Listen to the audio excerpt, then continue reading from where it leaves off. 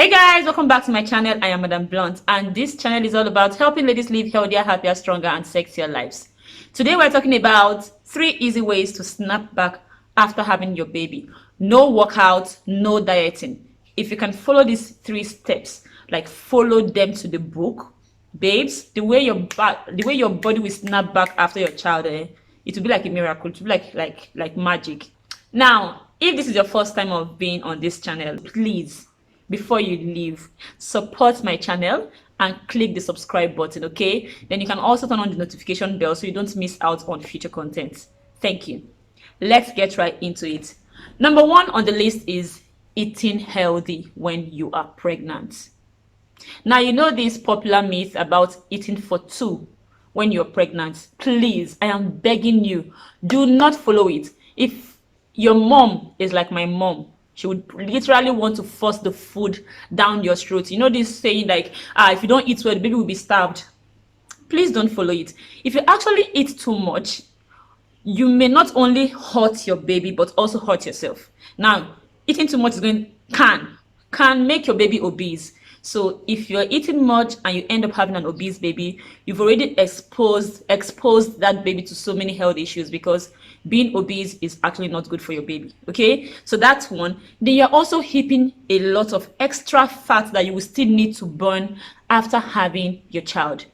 Basically, your first to 6th month of pregnancy, you don't really need any extra food. Like the normal food you eat basically before you got pregnant is the same thing you need to eat from the 1st month to the 6th month of pregnancy. You don't need any extras, okay? As long as you're eating something healthy, you don't need any extra food. Then at the 3rd trimester, which is from your 7th to 9th or even early 10th month, you might now need to add like 200 to 300 calories to the normal meal you take every day. And when I say add like 200 to 300 calories, I am not saying add that extra calories to your breakfast, then add another extra 300 calories to your lunch, then another extra 300 calories to your dinner. No, I'm saying for the entire day, add extra 200 to 300 calories.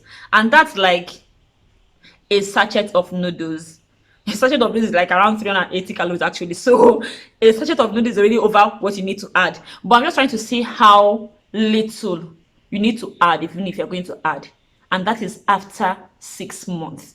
So babe, do not eat for 2, please. Now, one thing you should stay conscious of when you are pregnant is your weight gain. Now, normally there is this weight gain guideline for pregnant women that says you should try to stay within 7 or 8 kg to 15 kg. That's what is considered healthy weight gain. When I was pregnant with my first child, I tried very hard to just add 7 kg, but it was really hard. So I ended up adding like 9.2 kg with my first pregnancy. So 9.2 kg extra weight. Then with my second child, it was actually 10 kg on the dot. Like the day I was going for my CS, because I had both babies through CS, I saw that I was actually counting it. Then I was 9.6 kg. I was like, okay, yes, please don't get to 10 kg. But the day I was scheduled for my CS, when I climbed the weight, it was 10 kg. Bam! I was like, thank God I'm even having this baby today. Who knows what would have been tomorrow? Maybe it would be like 10.5 kg, because the baby was growing so fast. But what I'm trying to say is, just try to stay within that guideline, within that 7 to 15 kg. And I always also, because I train pregnant women, I always try to tell my clients, some of my pregnant clients, that try to avoid getting to that 15 kg. Just avoid it. If you can get to 10, 11, 12, let's stay there. Don't get to 15 kg. But if you get 15 kg, it's okay. Now, one thing you should also know is that the amount of weight you add or you gain during pregnancy also depends on how much you were weighing before you became pregnant. If you were overweight, then you might not need to get to that 7 kg. They might advise you to make sure you gain lower than that guideline. But if you are underweight, you might be asked or advised to gain over 15 kg, just so you and your baby are at a healthy weight. If you can gain healthily during your pregnancy, babe, it will be so easy for you to bounce back even without exercising or dieting. Because one thing you need to know is that all the weight you gain during pregnancy, just a little part is body fat. The rest will come from your baby's weight, from the placenta, the amniotic fluid, the extra blood your body needs, your growing breast, the water retention in your body, and so on and so forth.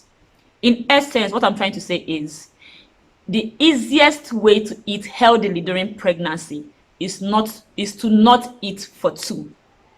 And if you're actually someone that if you're already used to counting your calories, watching what you eat, or using measuring cups to eat, then I can even make it easier for you. So for example, now if you're not an active person, by not active, I'm saying maybe the only thing you do is go to work, maybe your work involves you majorly sitting in the office from morning to night and then coming back home, then do some house chores and go to bed. That's classified as not active. Then what you need to consume in your first to second trimester, in your first and second trimester, is around 1,980 calories to 2,000 calories every day. Then when you get to your third trimester, add 200 calories or 300 calories to that. So that means around 2,300 calories by the time you get to your third trimester. Now, if you are active, moderately active, so by moderately active, I'm talking about you go for walks, you go to swim, maybe you do 1 hour walk daily or 5 times a week, you do some kind of tiny exercises, then you go to your office and you come back and do some chores. That's like moderately active. Then you need to be eating around 2,150 calories from your first and second trimester. In your first and second trimester, around 2,150 calories. Then by the time you're getting to your third trimester, you can add 200 to 300 calories to that amount. Easy, right? Then finally, if you are a very active person, by very active, I mean you work out a lot. And then as in you do workout, you do cardio, strength training and other things that are safe for pregnant women. Then you go to work and your work involves lots of activities, and then you come home and do more activities. That's like very active. Then what you need to consume is around 2,350 calories every day for the first month to the 6th month. Then when you get to your third trimester, add 300 calories to that. Okay, so if you are used to measuring your food or counting calories, this should be easier for you to follow. Number 2, stay fit. Okay, before we even go deep into this staying fit, you need to know something. If you are not used to staying fit before you got pregnant, being pregnant or when you are pregnant is not the time for you to stay fit. What I'm trying to say is, if you're not someone that works out generally before you became pregnant, pregnancy is not the best time for you to start working out. Again, or on the other hand, if you've been working out way before you became pregnant, then you don't need to stop working out when you were pregnant. Let me explain something for you.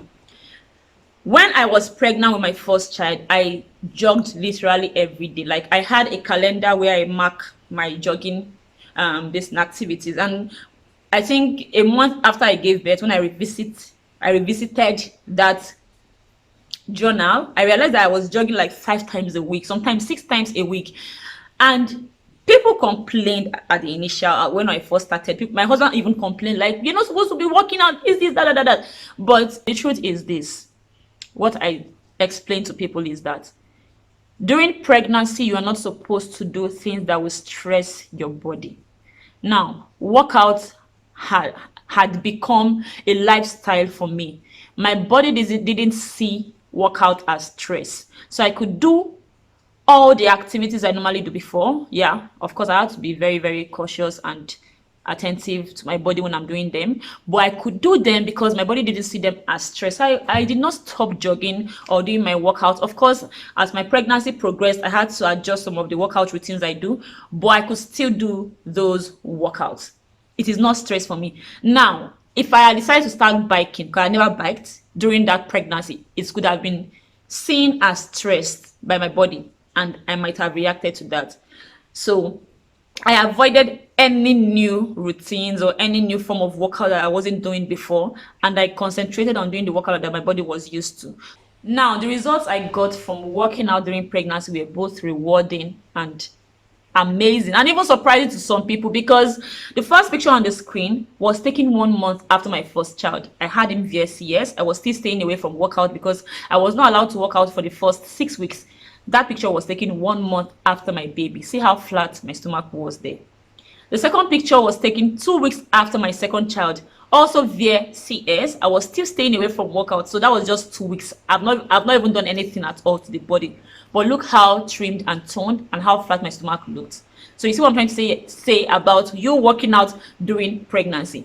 So if you're watching this video and you're not pregnant yet, but you're watching this video, I'm saying now is the best time to make fitness a lifestyle. You don't have to wait till you are big. Fitness is not for big people. Fitness is for everybody. We exercise for two reasons: one, to keep fit, and one, to lose weight. So if you're not exercising to lose weight, then you should exercise to keep fit. Now, there are things you need to pay attention to when you're working out during pregnancy. Number one, always start your exercises with warm-up. When you're pregnant, warm-ups are even now more important. Make sure you warm your body up. Make sure you warm the muscles up. You wake them up properly before you start any workout, okay? Number two, listen to your body. Like, when your body tells you it's tired, listen to the body. Like, stop the workout. If you start feeling anyway, during your exercise, please just stop, okay? Don't over push yourself. Leave the workout for another day. If you are too tired to get off the bed, just relax for that day. You don't need to work out every day. Listen to your body. Number three, listen to your baby. Now, with my first pregnancy, every time I'm running, Ryan, that's my baby's name, my son's name, he's always sleeping. Like, there is no activity coming from my stomach when I'm running. Once I get home and I lie down, that's when he wakes up. So he loves the rocking feeling he gets from me jogging. But with my second baby, my daughter, it was the opposite. Every time I'm running, she's running like she's and once I get home, I have my bath, I climb the bed to sleep, she's sleeping. When I'm dancing, she's dancing. When I'm active, she's very active. When I'm relaxing, she's relaxed. Now, there was an occasion where I went to run, and when I was pregnant with my first child, I was running and I realized that the baby was kicking, like over kicking, and that was unusual. I just stopped, I drank water, I waited, then I started again, and the same feeling started, like it started kicking again. So I just stopped and I went home.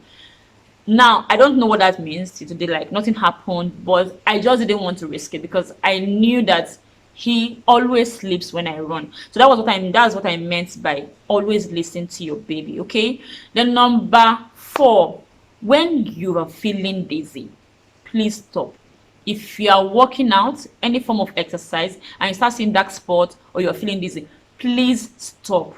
Just rest. Again, make sure you are well hydrated, because you know when we're pregnant, I just said we're pregnant women. God, is God trying to tell me something? Okay. When you're pregnant, you sweat a lot. Like, everything makes you sweat. That means you lose plenty of water. So you need to also always rehydrate, drink enough water. Again, if you are overheating, please stop working out and rest. Overheating is bad. If you're having any unusual pain on your stomach, or you're feeling back pain or waist pain, unusual ones, please stop. Always listen to your body. Okay, good. Now, the last third easy way to snap back after having your baby, the last one, is beware of omugo. I can't overflog this. Like, I cannot say this too much. You see, I am not going to tell you that our traditions or our customs or the old ways are wrong and you should not allow it to happen to you or blah blah blah blah. But I actually don't believe in the pressing of stomachs during pregnancy, during omugo. I really don't believe that. I think, yeah, there are other things they can help to relieve, like, yeah, it will help you if you're having stomach ache, or it help push bad blood. Yeah, I don't know, but I don't believe it makes the stomach flat. I really don't believe that. Yeah, I don't know why, because I don't think white people press their stomach and get flat on me today. And I had CS, so nobody pressed my stomach, and so I don't understand. If your stomach is flat after you gave birth, I think it's a family thing. It's genetics. Maybe you came from a family where everybody has flat tummy. It's not because they overpressed your own stomach. It's not about pressing. I don't believe in pressing stomach to make it flat. Pressing stomach with hot water might have other usefulness, but you see when you people tell me that that's why my stomach was very flat, I don't really believe that thing. I don't believe. But well, I just digress. That was not what I meant by the way of Omugwo. The way of Omugwo, in the sense that, Omugwo is like a fattening period for women. Like your mother wants to literally stuff food down your throat. If you now have a mother-in-law like me, like mine, then you are in double trouble, because during Omugwo, my mom was there, my mother-in-law was there, and they was like, hey, I am dead. You must eat. How will you breastfeed if you don't eat? Nah. And I was trying to tell them that, see, whether I eat or I don't eat, as long as the baby is sucking the breast, more milk will come out. It's about demand and supply. Milk production is about demand and supply. The more your baby demands, the more you supply, the more your boob supply more milk. And I try to explain it to them, but they don't scare. Drink plenty milk. Like, how do you explain to your parent that drinking milk does not automatically and literally send milk to your breast that your children will suck? Like, it does not make sense. I think that even if I drink water, even if you drink water, you will still have enough milk supply. As long as you're not starving yourself. What I'm trying to say is, the same way it is not advisable to eat for two during your pregnancy, that's the same way it's not advisable to eat for two when you're breastfeeding. Eat when you are hungry. I am not saying starve. Eat when you are hungry. When you are breastfeeding is not the best time for you to go into any diet plan. No, that's wrong. Eat when you are hungry, but still stay away from unhealthy foods. And it's not even about breast size. It's not about having big breasts or having small breasts. My breasts are just, look at them. It's not plenty. But whenever I'm pregnant, they are always prepared for the occasion. So please try and be conscious of your mugo. If you are able to stay fit during pregnancy, you're able to watch what you eat during pregnancy. Don't allow mugo to sabotage all that for you, because if you're not careful, it will happen. And another thing is that sometimes if it's your mother-in-law that is doing mugo for you and you don't want to disrespect her by telling her no when she gives the food, you can plan with your husband. Like, my husband really helped me a lot. My mother-in-law comes into the house around 12 a.m., into our room around 12 a.m. when I'm breastfeeding, to give me food, because she loves me so much and she just wanted the best for me. But she does not understand that I don't need those food. So once she gives it to me or gives them to me, I just pass them to my husband. So my husband was getting fat for me while I was losing weight. Okay, yeah. So basically, those are the three things that you need to do. I didn't lie to you. So I'm not saying that once you give birth, start exercising to get your body back. You don't need exercising yet. You can do that later to tone the body. But if you want your body to bounce back after having your baby, these 3 steps are assured. I promise you. Thank you for giving me your time. I hope you've learned something new today. If you have any other questions for me, don't hesitate to ask them on the comment section. See you guys very soon again. Bye-bye.